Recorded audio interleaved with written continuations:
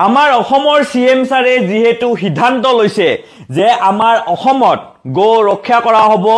কত গো কাটা নহব কত বেচা নহব কোনো ৰেষ্টুৰেণ্টত বেচিব নোৱাৰিব এতিয়াৰ পৰা সেই কাৰণে আমাৰ সিএম ছাৰক মই দুটামান উপদেশ দিব বিচাৰিম আৰু সেই কাৰণে এই ভিডিওটো যাতে সিএম ছাৰলৈ গৈ পায়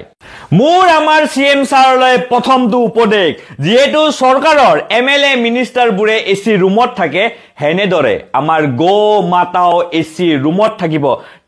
দুই নম্বৰ উপদেশটো হল যদি আমাৰ গো মাতা কৰবাত ঢুকাই যায় তেন্তে তেওঁৰ নিয়মবোৰ যেনেদৰে মা এগৰাকী ঢুকালে যেনেদৰে নিয়ম কৰে নিজৰ পুত্ৰই